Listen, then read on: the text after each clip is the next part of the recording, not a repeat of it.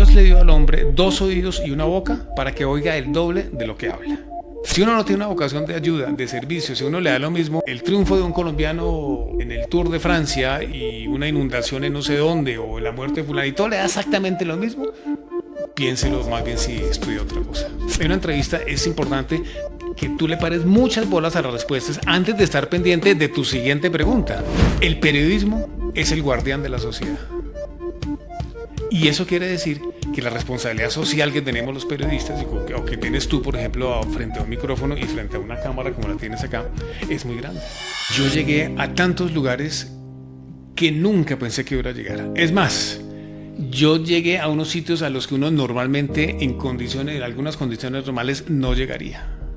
Yo recuerdo ese accidente tan terrible que hubo aquí en Bogotá hace unos años, ya bastante, del colegio agustiniano, esa máquina que se fue encima de ese colegio, de ese bus con esa cantidad de niños allá adentro y que ocasionó esa matanza tan horrible, ese modo como murieron esos niños. Al día siguiente fue muy difícil entrevistar para mí a los papás de los niños o a los profesores de los niños.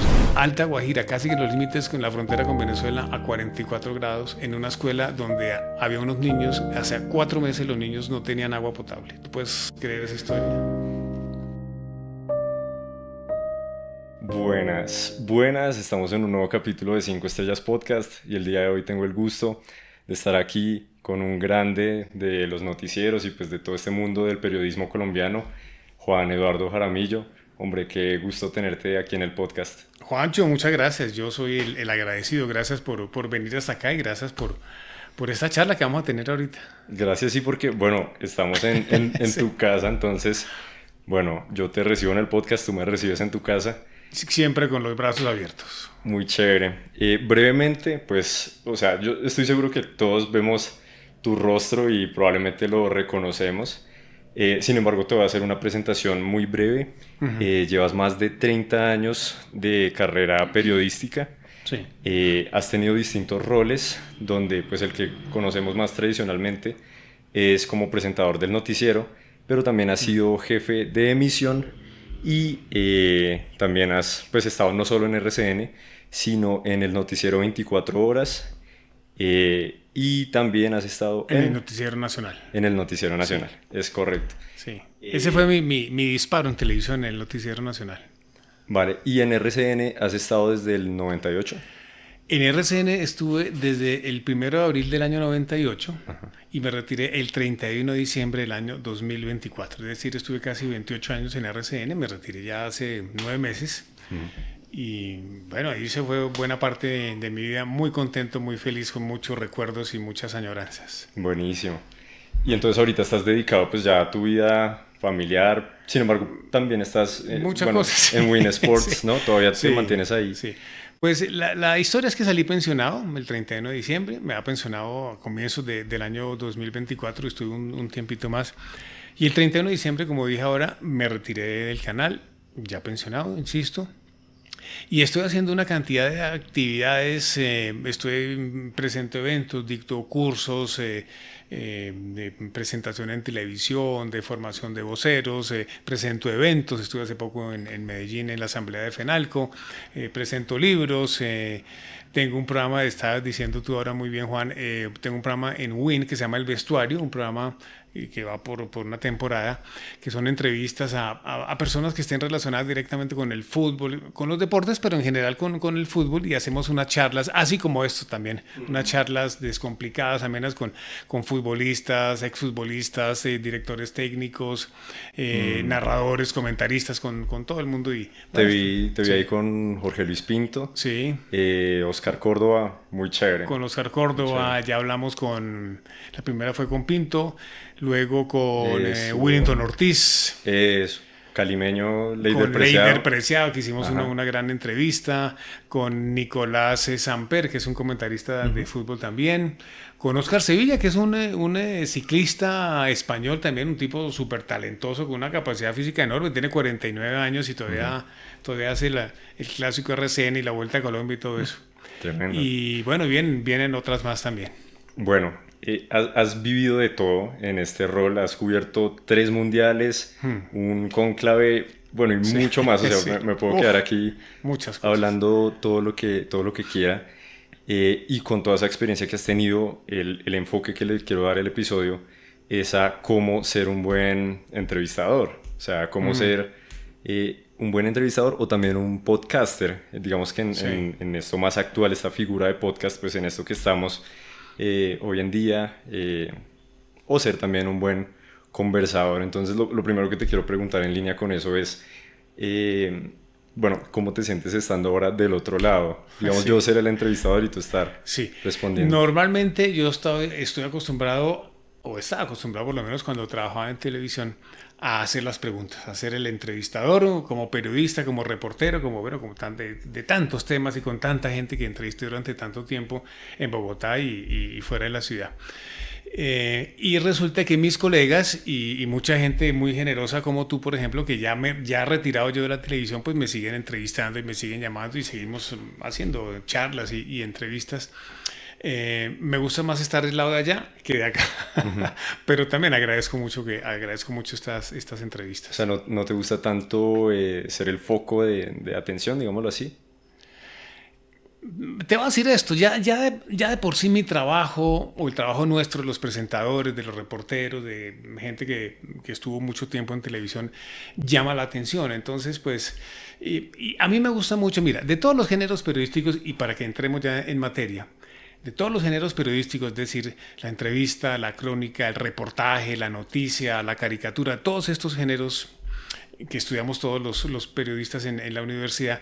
Personalmente el que más me gusta es el de la entrevista, por muchas razones, pero básicamente porque una entrevista, y tú lo sabes muy bien, te obliga a varias cosas. La primera, a saber muy bien con quién vas a hablar, quién es la persona. No solamente decir que es fulano de tal, que es el ministro de... No, tienes que ahondar un poquitico más. Y el segundo punto también muy importante es de qué vas a hablar. Y tú puedes tener muchas preguntas, puedes conocer muchos temas, pero no sabes cómo va a responder tu entrevistado. ¿Y cuántas veces hemos tenido todos entrevistados de respuestas monosilábicas, ¿no? Que son muy complicadas? O respuestas muy cortas que tú crees que haces una pregunta extensa y resulta que la respuesta es muy corta y eso comienza como a desbalancearte. Entonces, la entrevista tiene esa gran ventaja. Y yo contaba la otra vez, le decía a alguien que le oía a alguna persona que los antiguos árabes tenían o tienen seguramente una frase muy que tiene mucho peso y es que dicen, Dios le dio al hombre 2 oídos y una boca para que oiga el doble de lo que habla. Creo que es una frase que es contundente. Básicamente el periodista debe tener muchas calidades y cualidades. Y una de las cualidades que debe tener el reportero, y esto es un mensaje también para los que estudian comunicación social y para mis colegas que están ejerciendo el periodismo, es que debe ser buen observador y estar atento a lo que sucede, parar mucha oreja. En eso se basa la esencia del periodismo. Entonces, para ser un buen entrevistador, yo te he visto en tus podcasts aquí en los que haces tú con tantas personas, tienes que ahondar en el tema y en el personaje. Normalmente mis colegas ahondan en el tema, pero no ahondan en el personaje. Yo creo que hay que hacer las dos cosas. En el personaje, entendiéndose como un poco de su vida íntima. ¿Quién Más. es? Okay. ¿Cómo eres tú? ¿Qué te gusta? ¿Qué no te gusta? Claro, dependiendo del tipo de entrevista, pero en general es importante que tú sepas con quién estás hablando, porque eso en algún momento alguna pregunta tú puedes hacer alguna pregunta distinta a lo que estás haciendo, ¿no? Entonces tú, pues, finalizando una entrevista, tú le puedes decir a un personaje o al presidente o a algún ministro, vea, yo sé que usted es hincha usted sigue a la Selección Colombia, esta noche juega la Selección Colombia, ¿cómo cree usted que va a quedar el partido? Y eso le da un tono distinto a la entrevista. Claro, sí, porque lo que tú dices, pues el temario es más probable que uno repita lo que ya han hecho otros entrevistadores, pero si vas por ese lado te permite llegar Sí. a zonas nuevas. Claro, pero es que en esto, y perdóname que te interrumpa, tranquilo. Aquí es importante que el periodista, en una entrevista, mejor dicho, son más importantes las respuestas que las preguntas. Eso parece irónico y parece traído de los cabellos, pero esa es la realidad. En una entrevista es importante que tú le pares muchas bolas a las respuestas antes de estar pendiente de tu siguiente pregunta. De una respuesta que te den a ti, tú puedes sacar una gran pregunta, una chiva, como decimos los periodistas, o seguir una conversación por un tema determinado. Pero si oyes las respuestas con atención, si no oyes las respuestas, si tú haces la pregunta, no le paras, te desconectas, no le paras bolas a la respuesta, y porque estás pendiente de la siguiente pregunta que tú vas a hacer, estás muerto. No te sale la entrevista como tú quisieras. Bueno, eso está buenísimo y de una vez pegas en el clavo porque dando un poquito de contexto para los que de pronto no hayan visto algún episodio, yo estudio psicología, yo no tengo una educación formal en estos temas de comunicación social, de periodismo ni nada. Lo hago pues con base en lo que he aprendido, mi curiosidad y demás, pero a veces sí me pasa. Gusto. Y el gusto. Tienes un gusto enorme por esto, no es sino verte. Efectivamente. Y a veces me ha pasado eso y es algo que también te quiero preguntar, ¿cómo manejar eso de yo quiero escucharte, quiero estar pendiente de tu respuesta, pero también puedo estar algo nervioso y quiero también que cuando tú dejes de hablar, yo vaya a la siguiente pregunta, pues tal vez si quiero continuar de una y que se vea fluido. Entonces como ese equilibrio de te escucho y también te pregunto al respecto, pero también tener bien clara la siguiente y cómo manejar eso con los nervios. Claro, los nervios juegan siempre un papel importante en una cosa de esta. Y dime a mí que fui presentador de noticias y los últimos 10 segundos para ir al aire, para salir por primera vez, pues eso me genera mucha expectativa. De lo que a mí me parece que es fundamental. A mí me parece muy chévere que uno le dé un poquitico como de nervios y dicen en Bogotá culillo, ¿no? Como esa angustia previa a salir, porque se le templa a uno los nervios y no tiene uno, no va a tener seguramente uno pues mayor problema. ¿Por qué? Porque el día que uno se sienta a presentar noticias o el día que tú te sientas a hacer tu podcast convencido que esto es pan comido, ese día la cosa no va a salir bien. Eso esto es una cosa de mucha seriedad. Entonces, eso es para hablar del tema de los nervios. Pero lo que yo hago, lo que trata uno de hacer es que sea pararle mucho. Es como cuando tú estás hablando con un amigo. Tú le paras bolas a lo que un amigo te dice con seguridad. Te dice, necesito hablar con usted, Juan David, porque necesito contarle una cosa. Y se sientan a conversar y seguramente tú te concentras en lo que te está diciendo. Eso es lo mismo que hay que hacer acá para que la conversación sea fluida. Y te lo digo porque estábamos ahora hablando al comienzo de esta charla de un programa que tengo, el programa que tengo en WIN que se llama El Vestuario, repito.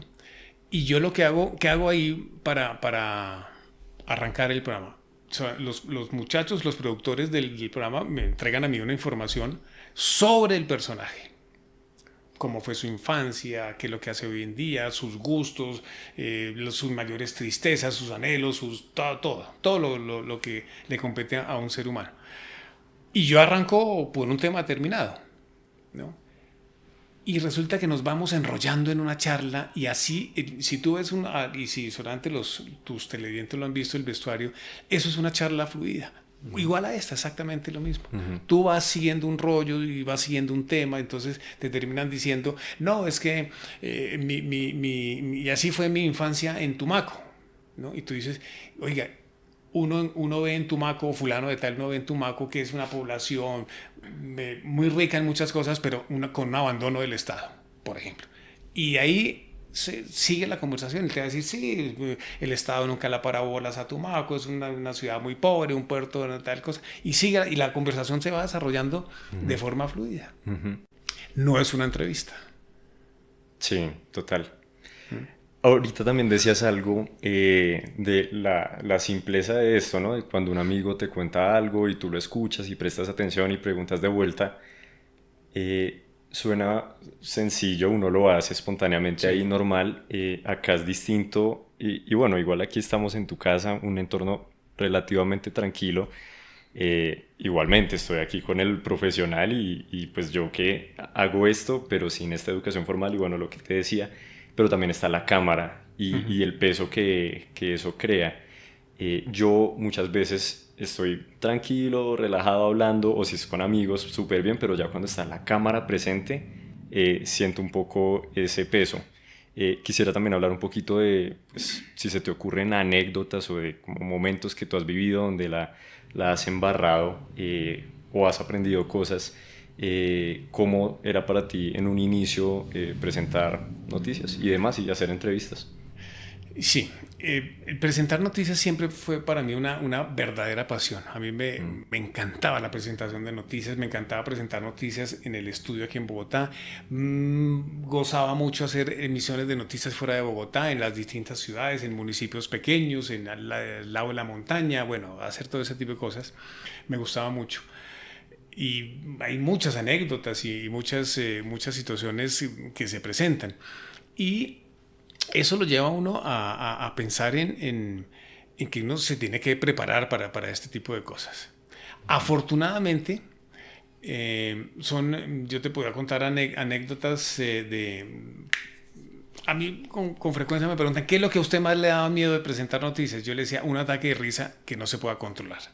Me parece que es Ok. muy, muy difícil. Porque claro, uno se equivoca mil veces y se puede trastabillar y puede dar la información que no es, pues porque en vez de decir 25.000 dijo 250.000. Bueno, todo eso tiene arreglo, tiene solución porque tú puedes decir, corrijo, la información correcta es esta. Es decir, pueden pasar muchas cosas. Y más si estás en directo y más si estás al aire en ese momento en vivo, ¿no? Claro.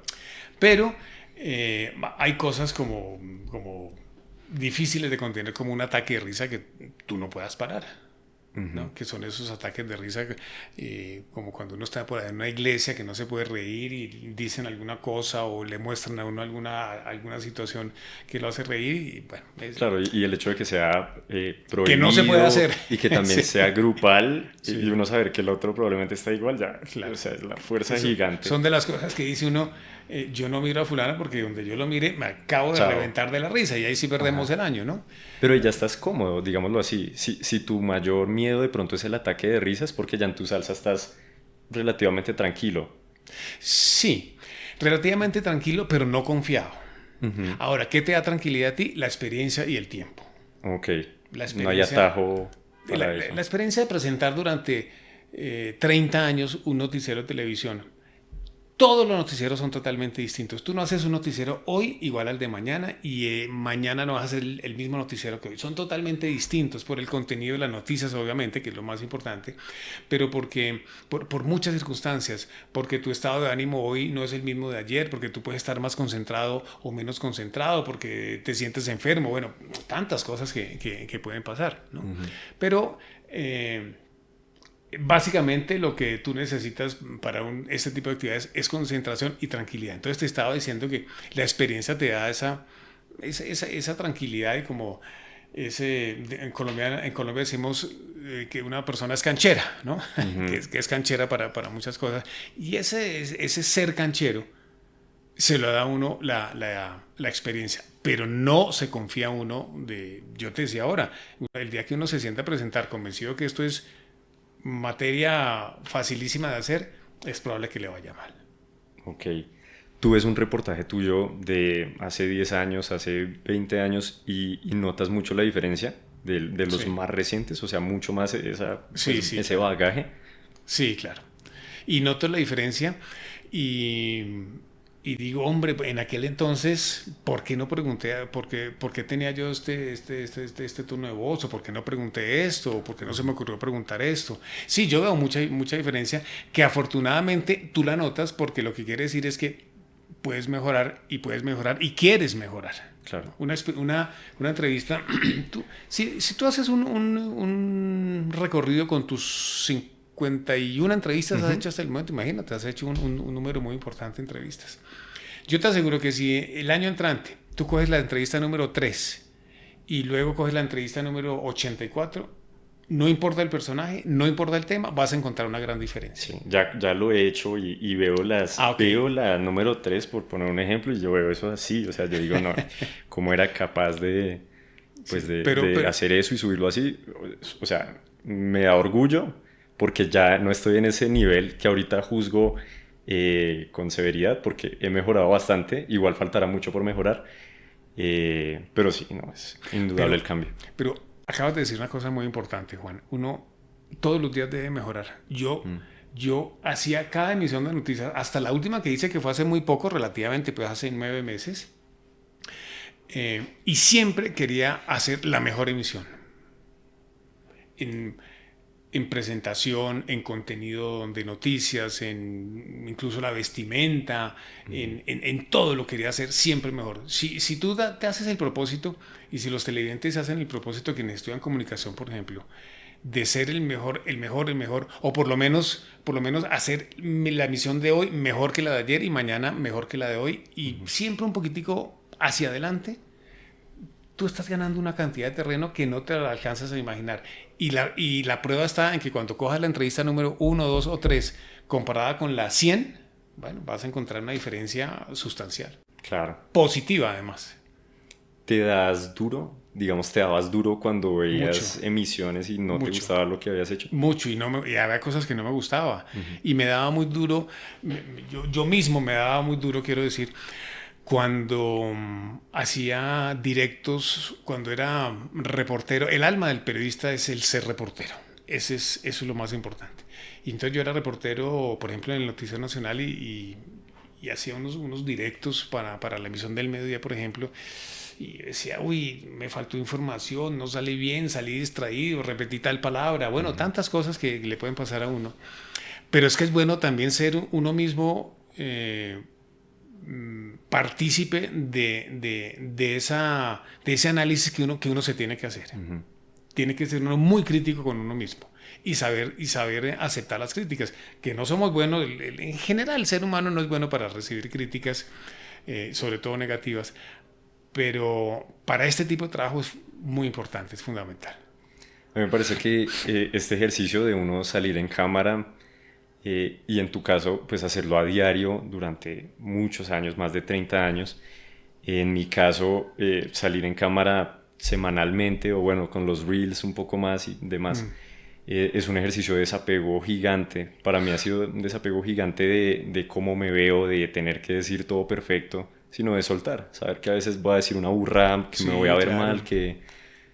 O sea, ha sido impresionante cómo me ha hecho crecer y despojarme de eso que antes era como tan apegado a mi identidad, sino ir soltándolo. Y tú, o sea, lo mío ha sido con una audiencia que he ido creando y que he ido creando y de a poquitos ha ido creciendo, pero lo tuyo ha sido pues ante todo Colombia y internacionalmente también, o sea, una locura. Sí. Esto lo que tiene es una responsabilidad social muy grande. Este tipo de trabajo, esto que tú estás haciendo y lo que hice yo, y inclusive lo que sigo haciendo pues en los programas que tengo aún en televisión y las presentaciones que hago en empresas, en eventos, en tantas cosas, es una responsabilidad muy grande, porque quien no tenga esa vocación social le cuesta mucho trabajo hacer esto. Yo le digo mucho, yo voy con una frecuencia a las facultades de comunicación social y le digo a los muchachos, si ustedes no tienen vocación de servicio, vocación social, que la acabamos de mencionar, no sirven para ser periodistas. El periodismo es una ayuda, es un servicio.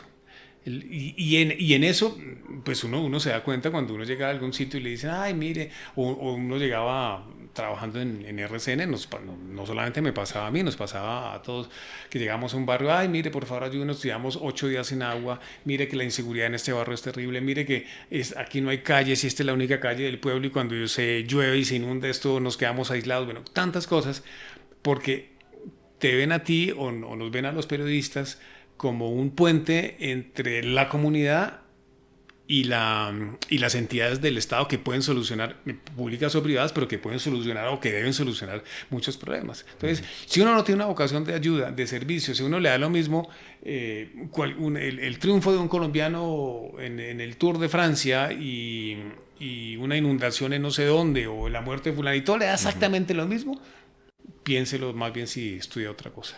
O se dedica a otra cosa. Ok, o sea, no puede ser un fin egoísta de tú querer brillar y salir en cámara y ya. No, ¿Crees que no? Eso no. Mira, el fin fundamental, el periodista está para informar con una condición fundamental, con la verdad. El periodista la función del periodismo es decir la verdad. Es más, voy a decir otra cosa que puede sonar más grande todavía. El periodismo es el guardián de la sociedad.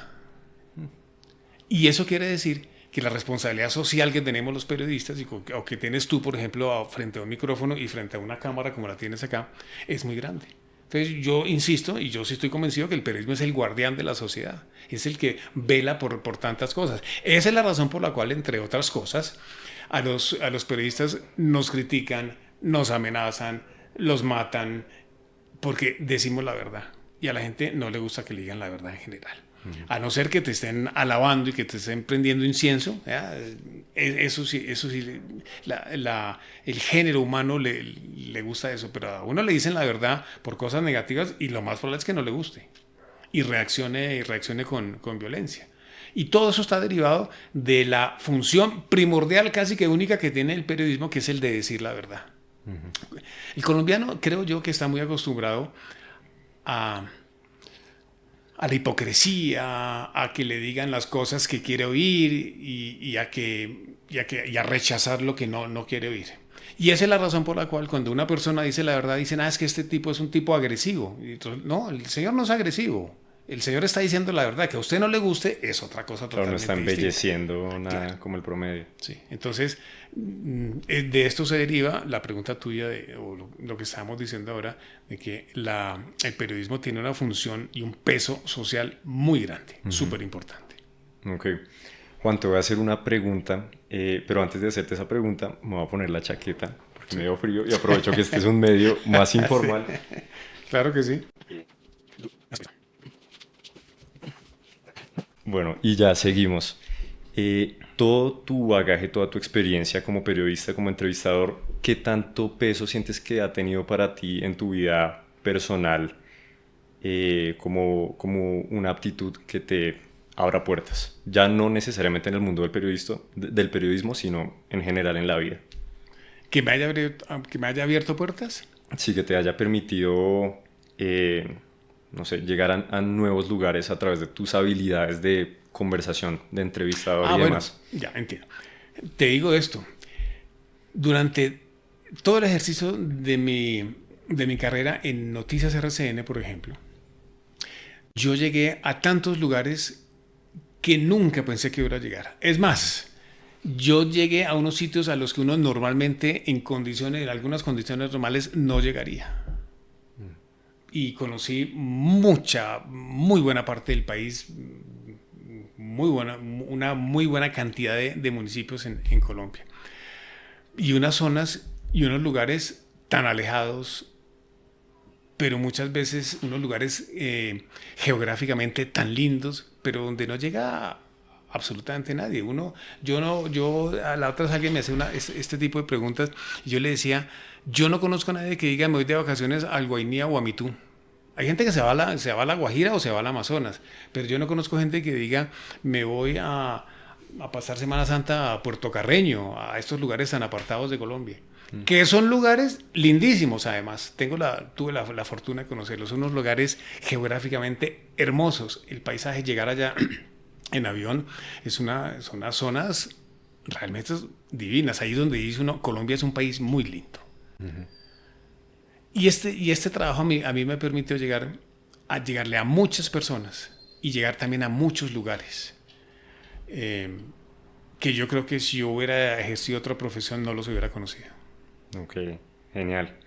Yo, o sea, me parece fascinante lo que cuentas y también algo que en mi caso particular siento que me ha servido mucho ha sido también la habilidad de escuchar y de conversar en la vida cotidiana normal, o sea, simplemente para, no sé, crear un vínculo con alguna persona y demás. Entonces me ha parecido genial las habilidades que he ganado con este ejercicio del podcast.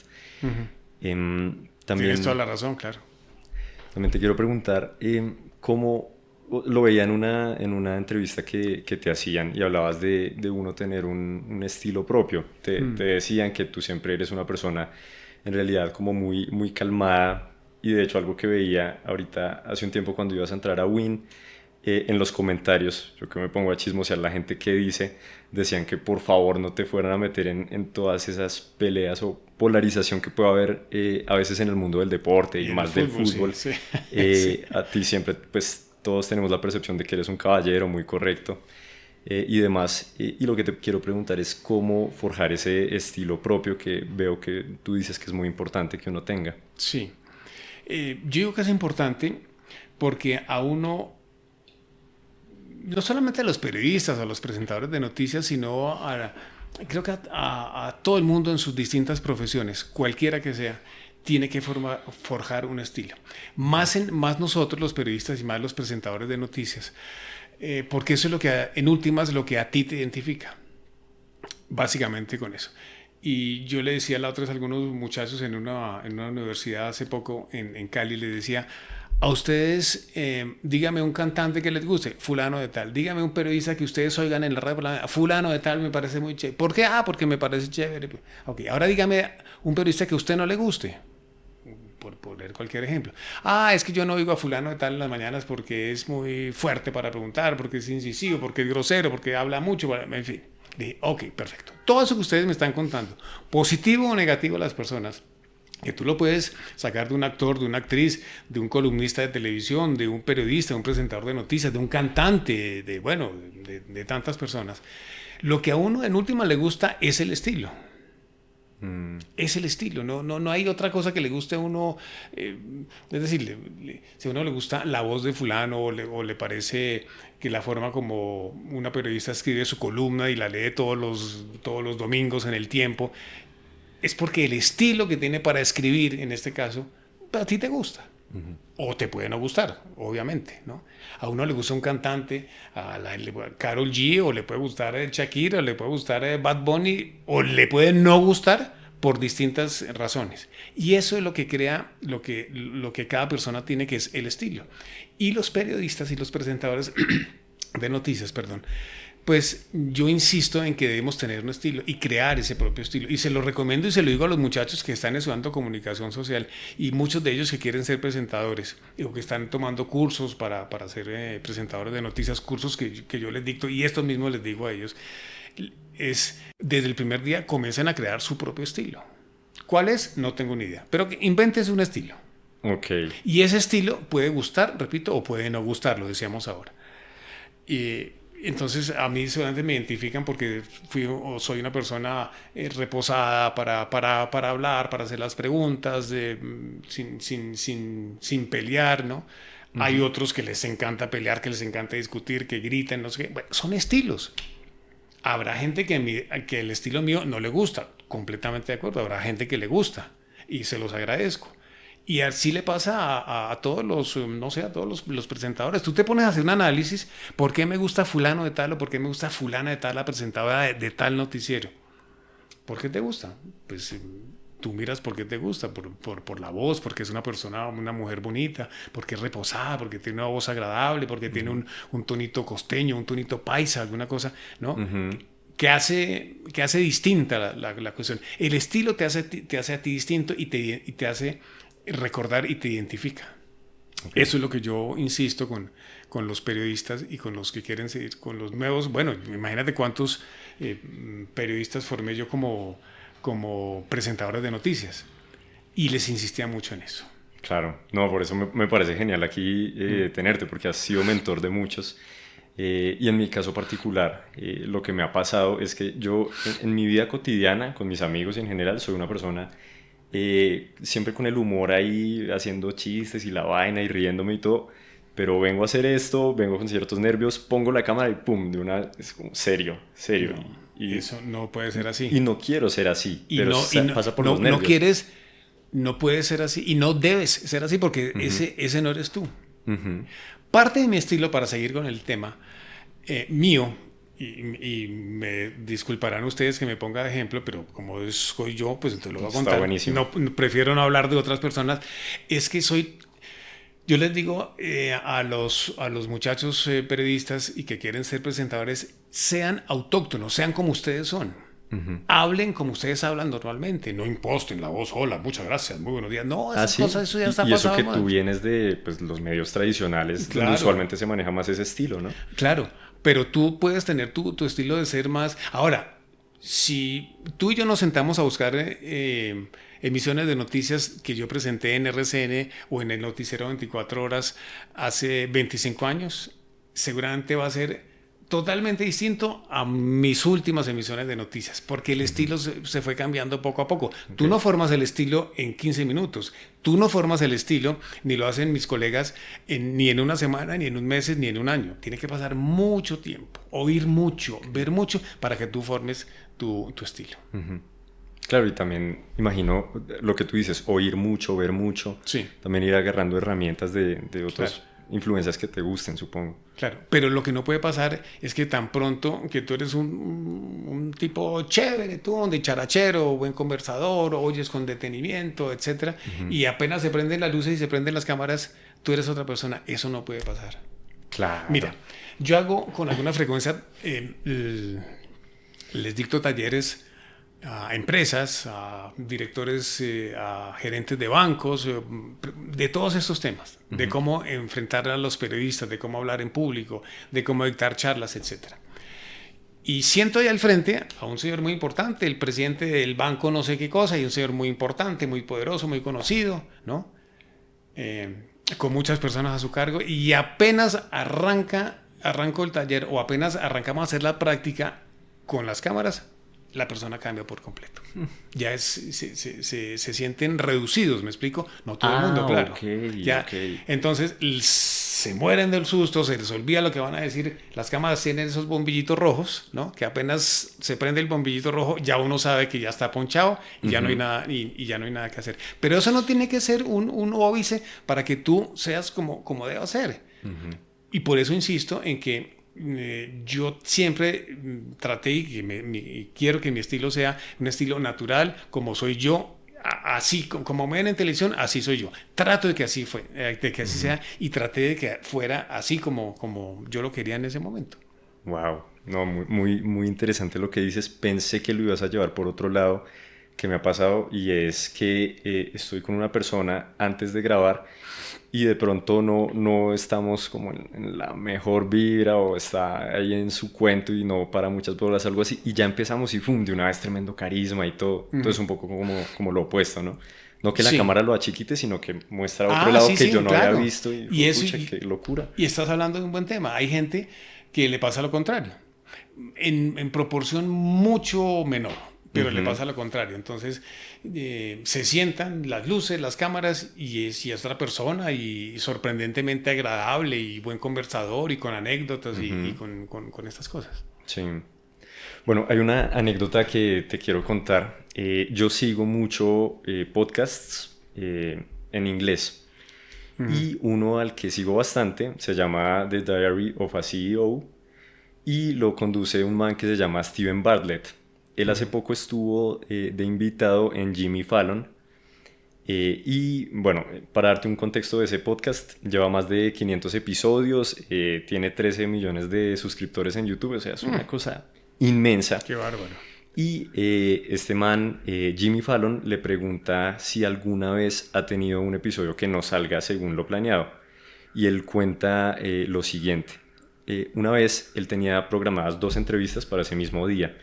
Y también pues tiene un equipo que le hace toda la investigación y le dejan todo listo. Entonces él tenía pues los 2 archivos de las 2 entrevistas que tenía para ese día.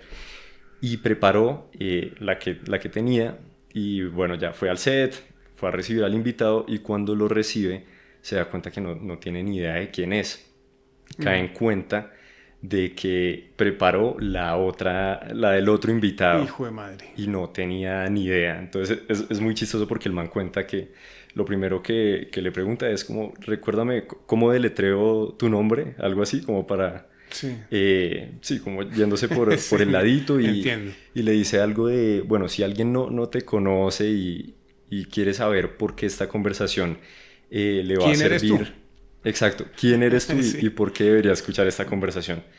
Y el man cuenta que ese episodio, sin él saber nada, y tenía enfrente a un doctor muy reconocido, terminó siendo uno de los episodios más descargados de la historia, pero porque él estuvo ahí presente y lo estuvo escuchando en vivo y con esa curiosidad genuina, pues sí, de una persona o de un entrevistador.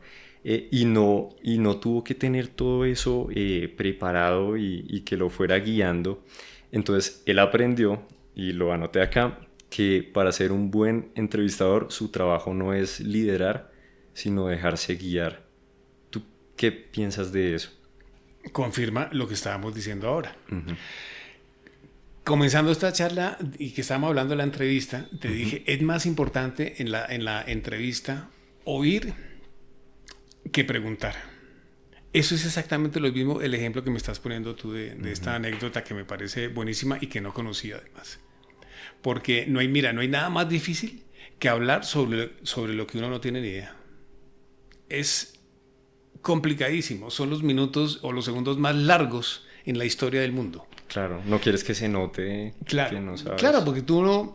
Y eso le pasa a uno con frecuencia. Es más, tú puedes tener al invitado al frente 7 preguntas y resulta que...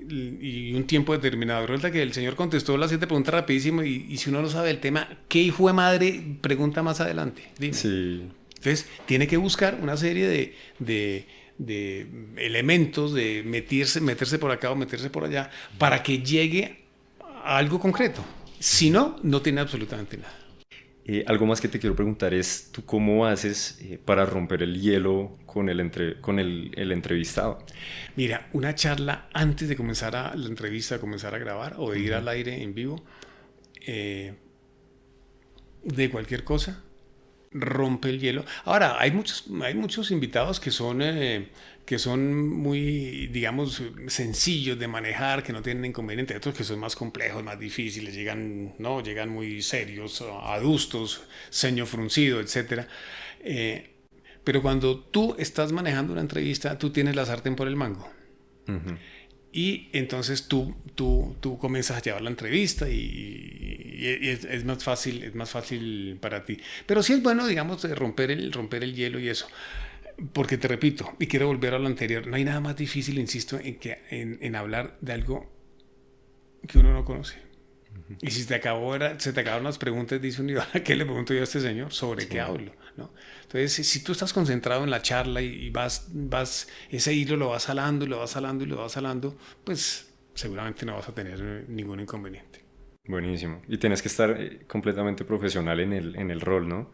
Sí. Digamos, a mí me pasó una vez eso que dices, supongo que a ti te ha pasado muchas veces. Había preparado un episodio, tenía tales temas, tales preguntas, y la persona que estaba al otro lado respondía rapidísimo. O sea, respondía muy bien, pero era muy contundente y hablaba muy rápido. En menos de nada ya se había acabado todo lo que tenía preparado y tocó así empezar a pilotearla y ver por dónde me iba, y al final creo que pues nadie lo notó. Yo luego le contaba a mis amigos como marica, no, después de este minuto yo ya había copado todo, pero claro, salió. Es el ejemplo que acabamos de poner. Uh-huh. Tú tienes unas preguntas y resulta que contestó rápido o rindió mucho el tiempo y las respuestas fueron buenas pero cortas. Y queda uno y dice, ¿y ahora qué carajos pregunto yo? Claro, sí, no, tremendo. ¿Tú qué piensas que uno hasta qué punto debe intervenir o no? Mejor dicho, ¿hasta qué punto dejas que el invitado hable? ¿O en qué momento se te ocurre algo y lo lanzas ahí espontáneamente y de pronto frenas algo que iba a decir? ¿O cómo manejas eso? Yo prefiero dejar que mi invitado hable y termine. Uh-huh. Y luego sí, porque puede haber una contrapregunta a mitad camino. Entonces tú haces una pregunta, el señor te contesta así y tú se te ocurre una pregunta aquí, en la mitad. Uh-huh. Yo prefiero que termine la respuesta y luego sí... ¿Y la anotas o algo? Iba a eso. Hay veces que uno se le olvida porque siguen hablando. Es eso, porque haces una de dos. O te quedas pensando en pues me pasa a mí, seguro tú lo manejarás mejor, pero me pasas... A mí se me han olvidado preguntas, no creas. Tengo la pregunta en mente y entonces digo que no se me olvide, y por estar que no se me olvide ya no estoy escuchando lo que me estás diciendo. Exactamente. Y volvemos al comienzo de la charla. Si tú estás más pendiente de lo que vas a preguntar que de lo que te están contestando, estás patinando en la entrevista. Okay. Sorprendentemente, repito, es más importante en la entrevista oír que preguntar. Entonces, si tú tienes, ahora yo hago mis entrevistas, a mí no me importa, ay, bueno, hoy en día los pelados tienen teléfono y tal, pero a mí me gusta tener papel y esfero. Yo te he visto así, Entonces, sí. y voy apuntando. Entonces, hago una pregunta, me comienzan a contestar, a mitad de camino se me ocurre la pregunta, entonces escribo acá, en alguna parte de la hojita, pongo, ¿y por qué detesta su ciudad natal? ¿No? Y se la pregunto y bueno, entonces acaba la respuesta y le digo, bueno, usted acaba de decir una cosa que me llama mucho la atención. Usted que nació en Ibagué, ¿por qué no le gusta Ibagué? ¿Me explico? Claro. Pero yo soy partidario de que terminen la respuesta para hacer la contrapregunta. Ok. O otra pregunta. ¿Y también es un tema de estilo, entonces? ¿O dirías que se debería hacer de esta forma? Es mi estilo. Ajá. Y es que interrumpir me parece que es tan... No sé, no es chévere interrumpir, a uno no le gusta que lo interrumpan. Entonces, ahora, muchas veces si uno dice, uno se mete ahí y dice, disculpe que lo interrumpa, pero es que usted está diciendo una cosa que no es cierta, usted está diciendo tal vaina, ¿no? Ah, ok. Pero en general yo prefiero, hace parte de mi estilo, y siquiera me preguntaste por eso, que terminen y yo hago la contrapregunta. Listo. Ahorita dijiste algo de que le decías a alguien, usted está diciendo algo que no es cierto. Te quiero preguntar también eso. A mí me ha pasado mucho que yo caigo a veces en seguir un poco la corriente del invitado y de pronto el invitado dice algo que no me suena mucho o que yo considero que de pronto no es cierto, pero pienso que mi misión en alguna forma es que él no se vaya a ver mal en cámara. ¿No se sienta mal? No se sienta, o sea, digo como, bueno, me está dando su tiempo para grabar un episodio, ¿cómo voy a ir yo pues, a decirle algo que de pronto lo haga quedar mal parqueado? ¿Tú qué piensas de confrontar a la otra persona y de no crear un momento incómodo? ¿O no está mal que sea incómodo? Si el momento incómodo se crea por una mentira que te están diciendo, pues si se creó el momento, se creó. Ahora, hay formas de decir que usted es mentiroso, ¿no? Tú puedes decirle, usted acaba de decir que, no sé, que tal cosa, y yo tengo otra información al respecto, ¿no? Tú estás diciendo, usted dijo una cosa que no es cierta, ¿no? Es decir, así como por ese mismo camino te puedes meter de otras formas. Decir, por ejemplo, yo tenía entendido que en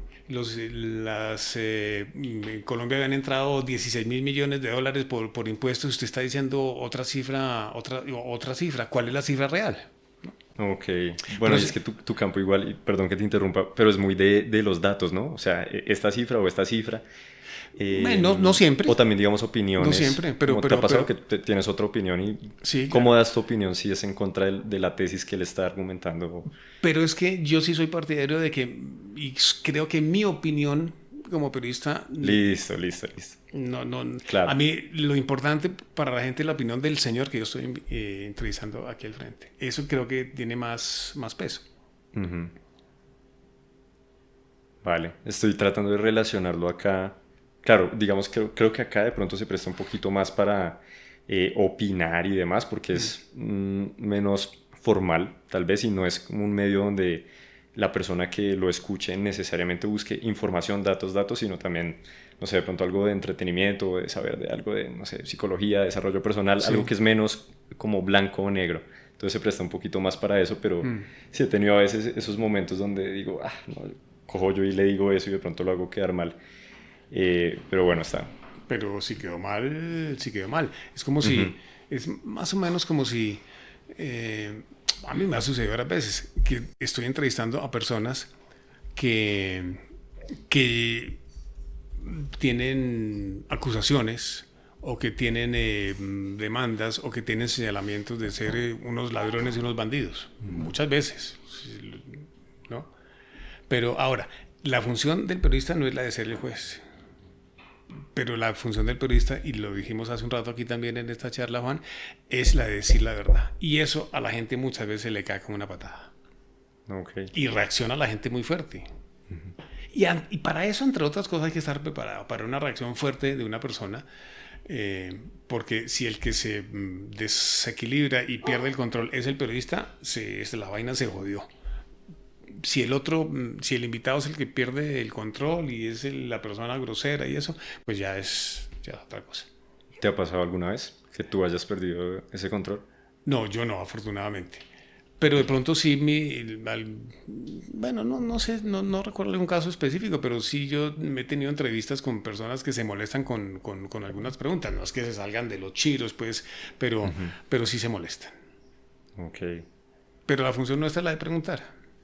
¿Y tienes alguna anécdota, si te acuerdas bien, y si no, de pronto en el transcurso de la conversación te acuerdas, de entrevistas que hayan sido muy incómodas para ti o que haya sido difícil de manejar y que al final la hayas piloteado o no? No, algún caso en concreto no. O con alguien de mucho, no sé, prestigio, o que estuvieras muy nervioso, no sé, una temática que te tocara mucho. No, bueno, por temática sí, yo contaba la otra vez, yo recuerdo ese accidente tan terrible que hubo aquí en Bogotá hace unos años, ya bastante, de el colegio agustiniano, esa máquina que se fue encima de ese colegio, de ese bus con esa cantidad de niños allá adentro y que ocasionó esa matanza tan horrible, ese modo como murieron esos niños. Al día siguiente fue muy difícil entrevistar para mí a los papás de los niños o a los profesores de los niños. Quizá al día siguiente no estamos entrevistando a los papás por obvias razones, pero yo estaba en este caso concreto, yo estaba en el estudio y tenemos periodistas en los colegios y en los lugares en los colegios donde habían estudiado los niños, en el agustiniano, y era muy difícil hacer las entrevistas, muy difícil. Esas son las entrevistas que a mí me parecen difíciles de hacer, en donde uno no puede preguntar la estupidez de siempre de cómo se siente, ¿no? Eso no tiene ningún sentido. Hay entrevistas que tiene uno que llevarlas pero con casi que de la mano la tienes que llevar tú para que la persona te conteste entendiendo en medio de un dolor terrible o de una situación que lo que se haya presentado, en fin, lo que sea. Pero hay que llevarlas. Esas entrevistas son muy difíciles de hacer. Muy difíciles. Mira, yo era muy amigo de J. Mario Valencia. Muy amigo. Nos conocimos en el noticiero, obviamente. Hicimos una gran amistad y alguna vez yo no tenía que presentar la emisión del mediodía y la tuve que presentar. Y en esa, estando haciendo la emisión de noticias, nos contaron que J. Mario había muerto. Y tuve yo que salir no, ya estábamos ahí al aire, con mucha dificultad, con voz entrecortada y con una gran carga emocional encima, salir a decir que J. Mario había fallecido. Y es muy difícil. Es muy complejo. Eso no quiere decir que el periodista o que el presentador no tenga sentimientos, que no llore porque puede llorar, que no se emberraque porque se puede emberracar, que no se ponga triste, que no se emocione. Todas las emociones del ser humano nos pasan a nosotros como le pasa a cualquiera. Sino que hay como la tendencia de creer que el periodista no se debe emocionar, no debe llorar, no se debe poner triste. No, pues claro, es un ser común y corriente, como cualquier personaje que haya sobre la faz de la tierra. Claro. Y nos pasan esas situaciones. Qué fuerte. Es muy Qué fuerte. Sí. eso. Entonces yo no esperaba, y después le decía yo a alguien, yo estaba incluso con Jessica La Peña, que es una gran amiga mía, gran presentadora, y si no estoy mal, ninguno de los dos nos correspondía hacer esa emisión de noticias, pero por alguna circunstancia los que estaban ahí sentados, los que deberían estar ahí sentados, no estaban en algún viaje, en alguna cosa. Entonces nos dijeron a ella, a Jessica, a mí, presenten esa emisión. Y recuerdo que a mitad de camino me dice Jessica, me están diciendo que J. Mario ya se puso muy grave. Ya sabíamos que ya había tenido un derrame cerebral, alguna cuestión de estas, hacía como 8 o 10 días. Y en esa emisión de noticias se murió, estando nosotros al aire. No. Y tuve yo que salir a decir que J. Mario había fallecido. Lo dijimos cuando estábamos totalmente seguros, cuando había información oficial del hospital en Cartagena, que creo que era el Hospital Naval, y que confirmó que J. había muerto. No, tremendo. Sí, tremendo, es muy difícil, sí. Qué fuerte. Juan, te quiero preguntar si nos vamos un poquito atrás en tu historia, a esos primeros años o, no sé, primer década como presentador de noticias. Y también pensando de pronto en los que fueron tus mentores, ¿cuáles eran de pronto tus principales errores tal vez o aspectos que fuiste mejorando con el paso del tiempo o que te enseñaran estos mentores como, oiga, usted esto lo puede hacer mejor o puede irse por este lado, no sé? Muchos errores tuve y pienso que pude superar en algún momento. Te voy a contar esta historia. Cuando yo llegué al canal RCN, el canal no funcionaba como el canal RCN, sino porque no se ha formado hasta el momento, sino que era una programadora que se llamaba RCN Televisión. No era el canal, ese monstruo que hay hoy en día, igual que el canal Caracol, sino que eran dos programadoras de televisión. Repito, no existían los canales privados. Pero cuando comenzó a formarse ya, cuando comenzó el canal y arrancó, había, bueno, no sé, ustedes son muy jóvenes, pero quizá una de las figuras más importantes de la televisión colombiana, que fue Fernando González Pacheco. ¿No? Pacheco, el gran animador de la televisión, el gran presentador, un gran entrevistador, entre otras cosas. Creo que puede ser de los buenos entrevistadores, Pacheco. Tenía un programa que se llamaba Cita con Pacheco y entrevistaba a todo el mundo con una espontaneidad, con una naturalidad. Yo creo que de pronto pude aprender algo de él para mi trabajo. Nunca llegué a ser como él, ni mucho menos, pero sí quise copiar lo más importante. Y entonces cuando yo llegué un día, le dije a Pacheco, le dije, mire, yo voy a comenzar a presentar noticias en RCN y te voy a pedir un favor. Mira las emisiones, mira cómo las presento. Claro, yo una besado, pues, pidiéndole ese favor a este, Sí, este ni más ni monstruo menos. Sí, que Pacheco. de la televisión. Le dije, yo quiero pedirte un favor, yo en algún momento voy a comenzar a presentar noticias y yo quiero que tú hagas el favor que me mires y me digas cómo me ves. Si estoy muy bien, y si estoy muy mal, me dices que estoy muy mal. Me dijo, claro, con mucho gusto. Él muy generoso como siempre. Y al poco tiempo, no sé, a los 2 o 3 semanas o algo así, yo estaba en la sala de redacción de RCN y veo que de pronto oigo yo que llega Pacheco y dice, ¿dónde está Juan Eduardo? Pacheco, que hablaba así, ¿no? Todo fuerte y con las heces así fuertes.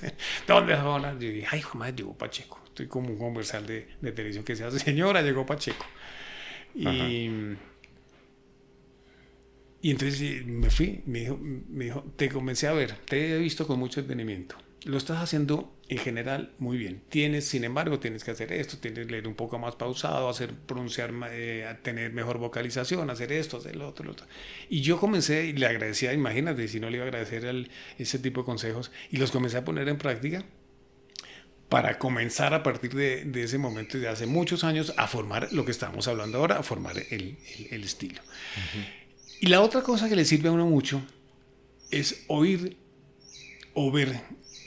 radio o ver televisión con esos que son referentes para uno en cualquier medio de comunicación. Yo recuerdo una gran periodista, sí, vive todavía, que es Margarita Vidal, una gran entrevistadora, pero gran entrevistadora. Yo la admiré siempre, muchísimo, hace muchos años no la veo y creo que ya está retirada. Pacheco porque murió muchos años después, pero esos grandes referentes, y no necesariamente uno tenía que conocerlos, sino que uno podía, pues los veía en televisión. Y aquí vuelvo a lo mismo, al estilo. Yo trataba no de copiar, porque esto no se trata de copiar, sino de como obtener las cosas más positivas que yo en mi modesto situación en aquel momento uno podía tener, ¿no? Y eso, tú coges algo bueno de acá, algo bueno de acá, algo bueno de acá, pues eso te va... Vas creando tu estilo. Vas creando un estilo y le da a uno seguridad. Eso es muy importante también. Ok, no, muy chévere eso. ¿Qué piensas tú de estas, no sé si decirlo, muletillas o formas en las que uno como que reafirma lo que está diciendo el invitado, digámoslo así, o el entrevistado? Como sí. Ya, ok, cosas así. Sí. Yo a veces me escucho los de antes y siento que decía mucho eso. Algunas personas me decían que estaba haciendo mucho de ¿Tú qué piensas de eso? Sí, así. Ajá, sí. Pues hay muletillas de muletillas. Hay unas que pasan imperceptibles como esa del eso, digamos que no puede que no se note. Pero lo que sí tienen, y hay que tratar de de evitarlas, son los lugares comunes en cuanto a las frases, ¿no? Con su maleta llena de ilusiones y visiblemente emocionado viajó esta mañana a fulano de tal. No, esos son lugares comunes que además uno nunca habla así, uno nunca dice ese tipo de términos que son muletillas, ¿no? Yo veo mucho a mis colegas que dicen... Como todo rimbombante, como algo así, sí, exagerado, como no natural. No es natural, y no natural porque tú no hablas así. Ya. Y te voy a poner este ejemplo. Yo oigo a muchos de mis colegas que dicen en televisión, esa es la información, nosotros seguiremos muy pendientes de lo que está sucediendo acá, información a esta hora de nosotros. Siempre, ¿por qué tienen que decir lo mismo? ¿No?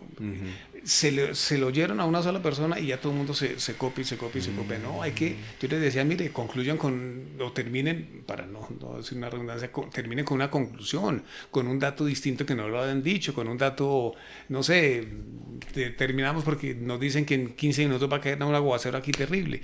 Hay que ser distinto al resto de la humanidad. Eso hace parte de tu estilo. Darle algo de margen también a lo espontáneo, percibo en lo que Por dices. Supuesto, yo soy amiguísimo de lo espontáneo. Ok. La espontaneidad, que además puede ser de parte tuya, de parte de tu invitado o del mismo ambiente, ¿no? Que se puede presentar ahí. Yo soy amiguísimo de eso. Ok, chévere. Me gusta. O sea, todo lo que estás diciendo luego me toca vérmelo y tomar nota y empezar a aplicar. Todo esto lo va uno mejorando con la creación de su propio estilo. Claro, tú aquí eres mi Pacheco, entonces está genial. He empezado a consumir mucho más el contenido de esta persona, de Eva Rey, y ella tiene su podcast, Desnúdate con Eva. Por ahí pasé yo alguna vez. Eso, sí, también te vi ahí. Y ella es incisiva y pues con su estilo español y la cosa, a veces llega a preguntar cosas muy íntimas, pero dentro de su formato, como de ese mood en el que ella lo lleva a uno, suena bien y suena muy chévere. ¿Y por qué suena bien? Te pregunto yo. ¿Por qué? Porque es su estilo. Ahí está, ese es el estilo de ella, ¿no? Y hay gente que le gusta ese estilo, o puede que no le guste el estilo de Eva, pero te interrumpí, sí. Claro, y ella entonces te pregunta que cuándo fue la última vez que tuviste sexo y arriba, o bueno, sí. Todas esas cosas. ¿Tú qué piensas? ¿Cómo puede uno abordar esas preguntas a veces más íntimas y que funcione bien, ¿no? Yo es que no las abordaría. Ajá. Ok, listo. Yo no las abordaría. Vale. Ese es el estilo de Eva. Ajá. Y a Eva se le oye bien, se le oye simpático, con la cosa española y todo eso. Eso es ella. Eso no se le ve bien a ninguna otra persona. Es más, eso se le ve muy mal a cualquier otra persona. Ok. Y yo no las haría porque yo creo que si algo hay que respetar es la intimidad y la individualidad de cada uno de las personas. Yo no preguntaría eso. Es decir, a mí me tiene sin cuidado si el señor tuvo sexo, si no tuvo sexo, si se separó, si no se separó. A mí, personalmente, a Juan Eduardo Ramírez me importa 5. No me interesa. Pero hace parte de un estilo que a la gente le gusta oírlo y hay gente que no le gusta, claro. Vale. Pero yo ahí no caigo. Ok. No, bien, contundente la respuesta. Hiciste este programa o sección muy, muy relevante y que también te tocó mucho personalmente, emocionalmente, Hazañas Maestras. Porfa, da más bien a la gente que escuche esto, danos un poquito de contexto de qué hacías ahí y algún aprendizaje grande que te hayas llevado. Sí, te voy a contar cómo nace Hazañas Maestras. Alguna tarde, aquí lluviosa en Bogotá, estábamos hablando con Claudia Gurizate, que era la entonces directora de RCN, y nos sentamos a hablar para tratar de crear una sección, que de hecho la creamos, se llamaba Hazañas Maestras, para darle relevancia a alguien de la sociedad, a un grupo de personas que por su trabajo se destacaran en el país. Pensábamos en los médicos, pensamos en las misiones médicas, pensábamos en los líderes sociales, pensamos en los maestros, pensamos en los lancheros de Taganga, ¿no? Los lancheros o los pescadores del Pacífico. Y llegamos a la conclusión de que las mejores crónicas las podíamos hacer con los maestros, los profesores y los docentes en Colombia, que hacen un trabajo impresionante. Y nadie lo sabe. El colombiano no se imagina el esfuerzo de un profesor. Bueno, pensamos también, por ejemplo, en policías, en soldados del ejército colombiano. Pensamos en toda la gama de trabajo, de distintos trabajos. Y nos concentramos y decimos en los profesores y en los maestros. Porque te estaba diciendo que nadie se alcanza a imaginar lo que sufre y lo que se sacrifica un profesor en Colombia para llegar a su escuela. Pero es que no estamos hablando de un colegio en Medellín, en Cali o en Cartagena, ¿no? Estamos hablando de escuelas rurales en las afueras de Cereté, de Lorica, en la Alta Guajira, en lo más profundo de la selva del Amazonas, escuelas indígenas, por ejemplo, abandonadas del Estado, que nadie sabe que existen esas escuelas, y donde el profesor hace un esfuerzo físico e intelectual inmenso. Físico para llegar a la escuela y poderle dictar clases a sus niños y que no se queden sin aprender. Y físico porque tiene muy pocas posibilidades de prepararse para dictar clase. Sin embargo, es el profesor de esos niños. Ejemplo. Bueno, aquí nos podemos quedar toda la noche hablando. Ese programa duró al aire yo creo que unos 10 u 11 años y salía una vez al mes. Una vez, yo quisiera que saliera todos los días, salía una vez al mes porque nos representaba ir a lugares muy lejanos en el país. 2 y 3 días, volver, bueno, primero que todo conseguir la historia, luego volver, montarla, ¿no? Y sacarla al aire. Y en eso se iban 10, 12, 15 días, ¿no? ¿Pero eran clips muy cortos? No, eran crónicas muy largas. Bueno, porque yo ahorita lo que busqué haciendo esta investigación, era clips como de 3 minutos. Sí, no, pero eran es lo que no encuentran en YouTube. Crónicas de 4, 5, 6, 7 minutos, que también me permitieron, con base en mi trabajo como periodista y como reportero, llegar a unos lugares también muy lejos en Colombia, que no he vuelto. Bueno, no he vuelto y decir que no creo que uno vuelva. La Alta Guajira, casi que en los límites con la frontera con Venezuela, a 44 grados, en una escuela donde había unos niños, hace 4 meses los niños no tenían agua potable. ¿Tú puedes creer esa historia? Aterradora la historia. Y llegamos allá con los camarógrafos, yo con camarógrafo, el asistente, el conductor, etc. Y sabiendo que nos íbamos a encontrar al día siguiente para grabar la crónica de hazañas maestras en esa escuela, compramos en Riohacha una neverita de este tamaño de icopor, la llenamos de agua, hielo y botellas de agua cristal para llevárselas a los niños. Que además queríamos que el agua llegara helada. Hacía 4 meses, yo creo que más, los niños no tomaban agua potable. En la Alta Guajira, donde yo hice un día un paso en cámara a la 1:30 de la tarde y había 44 grados de temperatura. Y no, bestial. Y había un profesor, que recuerdo el nombre, Chadán Rosado, se llamaba el profesor, se llama. Pues el profesor, había que ver el desierto en el que estaba la escuela, que ya se estaba desbaratando la escuela. Y había que ver el esfuerzo que hacía el profesor en su propia moto. Pasaba y recogía a los 4, 5, 10, 12 niños, no sé cuántos eran de la escuela, los recogía, los llevaba él mismo a la escuela para que los niños no caminaran sobre esa arena tan caliente, les dictaba clase y luego los devolvía. Dime si ese no es un esfuerzo que vale la pena destacar. No, una locura. Y un día me encontré en Barranquilla una historia increíble, creo que puede ser la mejor hazaña maestra que hicimos, de un profesor en las escuelas distritales en Barranquilla, ciego, sordo y mudo. Profesor. Yo hice la misma cara que tú hiciste cuando me contaron la historia. Me la contó Andrea Jaramillo, que presentaba conmigo allá. Me dijo, tengo una historia en Barranquilla impresionante. Cuando me dice es que el profesor que tiene 42 años es ciego, sordo y mudo, yo hice la misma cara. ¿Y cómo puede ser profesor? Pues resulta que a su lado, imagínate lo que es una persona que no ve, que no oye, que no puede hablar, que no se puede expresar. Dime si eso es muy difícil en la vida estar así. El todo de este profesor, Leonardo Prías se llama, era su mamá, doña Teresa, que en su momento tenía 70 años, esta historia tiene como por ahí unos 5 años.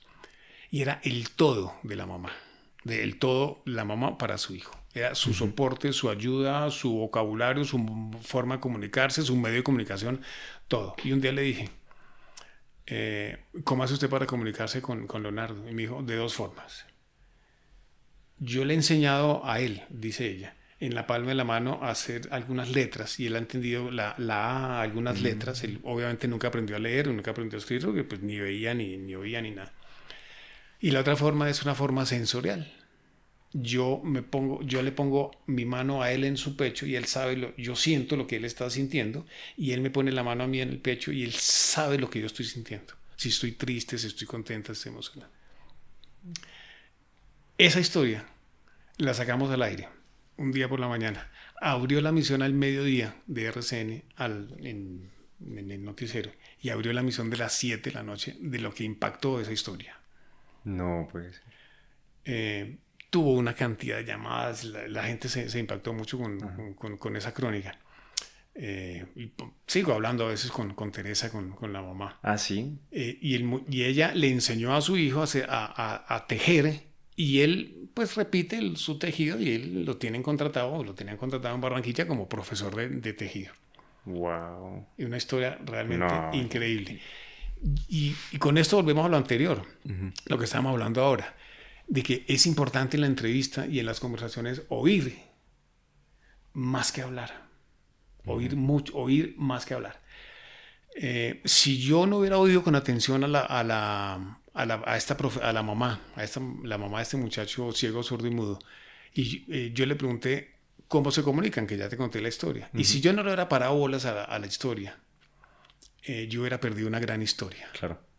Porque cuando ella me cuenta que se comunican aquí, o una cosa sensorial de tocarle el pecho, ¿no? Poner la mano en el corazón prácticamente, y yo no le paro bolas a eso. Para mí era lo central en la historia, que afortunadamente la oí. Lo mismo que con este profesor en la Alta Guajira. Cuando el tipo me dice, y yo le digo, ¿de dónde sacan agua? Es que por más que no haya agua, uno tiene que tener algo para tomar. Me dice, tenemos un pozo con un agua por allá, un agua barrosa y tibia, es lo único que tenemos para tomar agua. Me fui a ver el pozo, bueno, había que ir como para sentarse a llorar de oír esa historia. Y un día me encontré en Málaga, en Santander, una profesora que tenía un solo alumno en su escuela. Málaga es un pueblito muy difícil de llegar porque no está cerca de Bucaramanga, es en Santander, pero no está cerca de Bogotá, no hay aeropuerto obviamente, llegar por avión a Bucaramanga había que tomar una carretera terrible. Conclusión, llegué en carro desde Bogotá y encontré la historia de una profesora, repito, que tenía un solo alumno, Carlitos, en una escuela grandísima y en la zona donde estaba la escuela no había más niños porque Carlitos no tenía hermanos, Carlitos no tenía amigos. Carlitos, no había más niños de la edad de Carlitos ahí en la escuela. Porque no había, simplemente porque pues, las parejas de campesinos, los matrimonios de campesinos que había ahí, pues no tenían más hijos. El único era Carlitos. Y la profesora había que ver la travesía que hacía para llegar a dictar clase. Montaba en moto, caminaba, llegaba a caballo. Yo hice el mismo recorrido, yo hacía todo el mismo recorrido que tenían que hacer los profesores para llegar a su escuela, lo hacía también exactamente igual. Esto atravesaba ríos, valles, cañadas, montañas para llegar a dictar clase. Y un día le dije, y estando grabando la crónica, le digo yo, ¿cómo es el recreo en esta escuela? ¿Cómo es el recreo de un niño que no solamente que no tiene más compañeros? Y me dijo, se le corta la voz, se le agua en los ojos y dice, es el recreo, algo así como el recreo más triste que puede haber en el mundo. Aquí Carlitos y yo jugamos fútbol, jugamos, claro, las clases eran ella y él sentado, ella le hablaba, él le contaba de geografía, matemáticas, historia, castellano, todas las materias. Y al rato, al mediodía salían, o a media mañana salían al colegio, al patio del colegio, ella le jugaba fútbol y volvían, entraban. Me dijo, es el recreo más triste del mundo. Si yo no le pongo atención a esa historia y yo no le digo con detenimiento, pierdo lo esencial en esa historia, que es esto que te estoy contando a ti. Que es el recreo más triste del mundo. Uy, no. Entonces, historias como estas, pues nos llevaron no conocíamos estas historias, pero dijimos, los profesores tienen un valor importantísimo, súper importante en la sociedad. El esfuerzo de todos estos profesores. Y un día me encontré en Barranquilla una historia de una niña en una escuela de dibujo y de pintura que prácticamente no tenía ni brazos ni piernas. Era estudiante de dibujo. Tenía en los pies algún par de deditos donde podía apoyar un pincel. Y aquí tenía unos brazos muy mal formados, ¿no? Que le servían como algo de apoyo. Cuando comenzamos a grabar la historia, la comenzamos a grabar en su casa, en Barranquilla, la niña obviamente se mueve en silla de ruedas. Y entonces su hermano, menor que ella, la sacaba en la silla de ruedas con mucho esfuerzo por esas calles de Barranquilla al mediodía, en unos andenes desbaratados, unas calles llenas de huecos, ¿no? Y yo iba siguiendo la historia hasta que llegamos al colegio, y cuando llegamos allá le pregunto al hermanito, le digo, bueno, no es muy duro traer todos los días a tu hermana hasta acá, en estas calles desbaratadas. Y me dijo, no, es mi hermana. Fue la respuesta de este muchacho. Si yo no le paro bolas tampoco a esa historia y a esa respuesta, pierdo una gran historia también. Es mi hermana, como quien dice, yo por mi hermana hago lo que sea. Como es obvio que es lo que debo hacer. Claro, es lo que yo debo hacer. Es mi hermana. Si me pesa la silla de ruedas, si me muero el calor, si me da sed, si tengo que hacer más fuerza porque el andén está desbaratado, a mí no me importa. Entonces su respuesta fue esa, es mi hermana. Y grabamos una historia maravillosa. Y así te pudiera contar mil historias más. Una locura. Pues nomás desde que arrancaste a contar, pues mencionaste La Guajira y dijiste otros dos lugares que jamás había... Sí. Yo no conocía la Alta Guajira. Bueno, muchas historias. No, buenísimo. Muchas historias encontré ahí. ¿La sección se acabó? La sección se acabó porque yo me retiré del noticiero y yo era el que la hacía. Ok.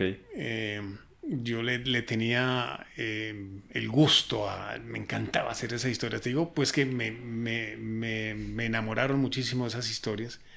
Muchas, yo no sé cuántas historias. Algún día tengo que sentarme a hacer un cálculo de cuántas alcanzaban a salir al aire, pero nos dieron un premio de periodismo, estas crónicas de hazañas maestras, bueno, muchas historias muy, muy chéveres.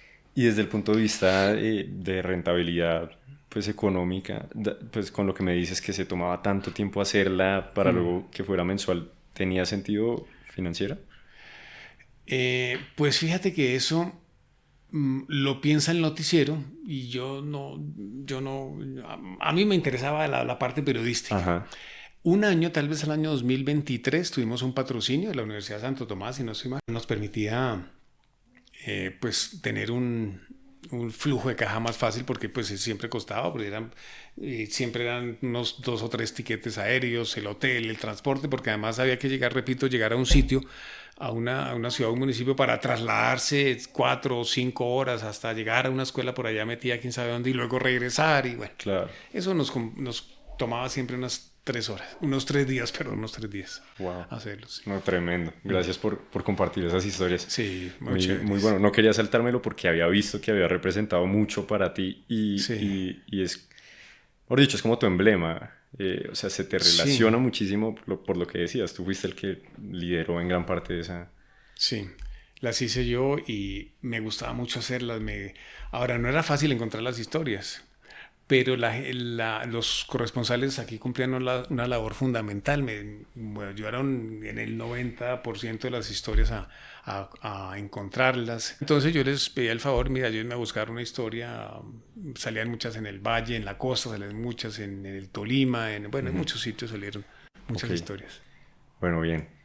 Ya, entonces para ir un poco redondeando la cosa, quiero cambiar un poquito de tema y preguntarte por la actualidad, por los medios audiovisuales que hay ahora, como este, podcasts o entrevistas pues, más informales que se hacen cada vez más. ¿Tú qué piensas qué piensas de ellos y qué piensas que es el principal error que ves en la forma en que ellos manejan este tipo de temas?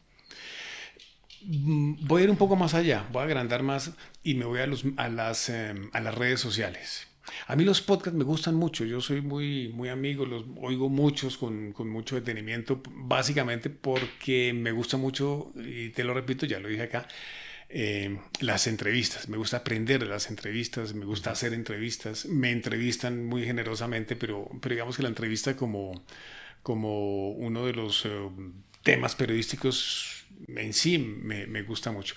Pero creo que hay muchos errores en las redes sociales de la gente que confía plenamente en lo que ve en las redes sociales. Y eso es un gran error porque estamos viendo una cantidad de noticias falsas, de videos que no son ciertos, creados con inteligencia artificial, de gente que no es periodista, de gente que quiere hacer daño, y a eso sí hay que pararle bolas.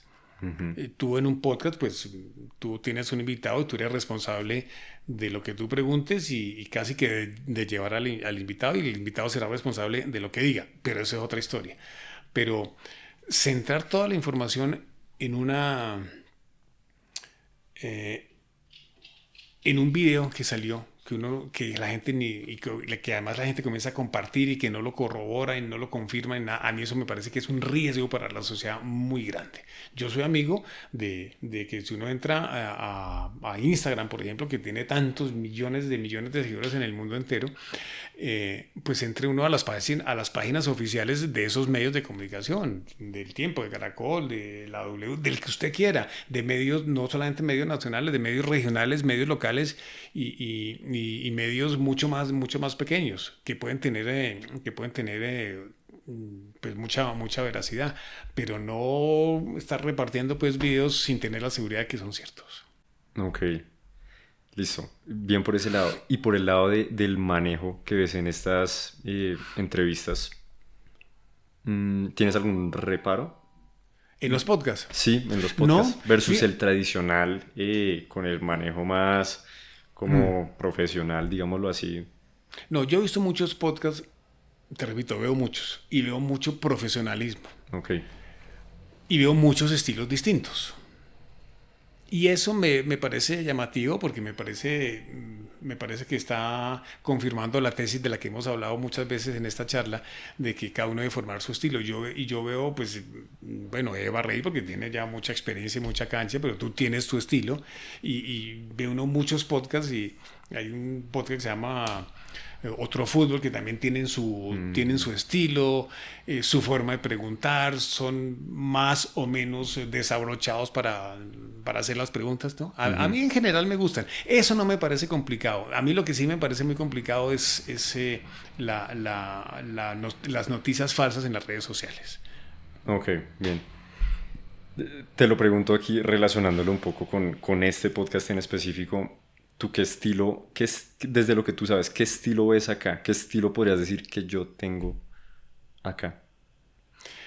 Veo una persona, te veo a ti, una persona que sé que no eres periodista porque me dijiste que no que eras periodista, te vas a graduar de psicólogo, pero que haces unas preguntas hiladas, bien llevadas, tienes muy buena voz además, una voz, creo que tienes relación con la música tú también, ¿cierto? Sí, Sí. sí, sí, sí. Bueno, eso sí se Gracias. nota. Tienes un estilo pausado, tranquilo, reflexivo para preguntar que a mí me gusta mucho porque yo también soy de ese tipo de estilo. Ahora, tuvieras otro estilo, de preguntarme, no sé, más fuerte, más alto, más incisivo en las preguntas, pues también se respeta, ese es el Ok. estilo. Pero lo que yo veo aquí es un estilo de una charla que va fluyendo tranquila, que tú tienes información en este caso sobre mí, y que, bueno, y sale una charla muy agradable, muy amena. Bueno, muchas gracias por eso. Sí. Em, ¿Cómo cerrar una entrevista? Es una buena pregunta. ¿Cómo cerrar la entrevista? ¿Cómo cerrar un paso en directo? ¿Cómo cerrar una conversación? Es buena parte del éxito. Ujú. Uno dice, ¿qué pregunto? ¿No? No sé, y cada uno lo hará a su estilo. Yo supongo yo, pero pues yo soy muy dado a cerrar con temas amenos. Por ejemplo, estoy pensando en el vestuario del programa que tengo en Win Sports, ¿no? en cerrar con temas amenos. Bueno, yo allá tengo una gran ventaja los programas del vestuario, porque las entrevistas duran 1 hora, pero los últimos 10 o 15 minutos yo juego sapo, rana con el invitado, Sí. y eso acaba de ser, digamos, más tranquila, más desprovista de cualquier otra cosa la entrevista. Uno va jugando, yo voy preguntando y vamos jugando rana, y entonces uno ahí mama gallo y toma el pelo, Claro, etcétera, ¿no? claro. Entonces eso es una ventaja. Pero lo otro que puede hacer uno es cerrando con un tema, dice uno, oiga, vamos a terminar ya, pero me quedó sonando fulano de tal el hecho que usted dijera que ustedes son 14 hermanos en su casa, ¿no? Entonces, tipo, sí, somos 14 hermanos, y ya concluyes tú. Ok. Pero no es algo que siempre llega desde entonces ya preparado, sino a veces espontáneamente. No. Sí, tú miras cuál es el lado que le puedes sacar para la conclusión. Ok.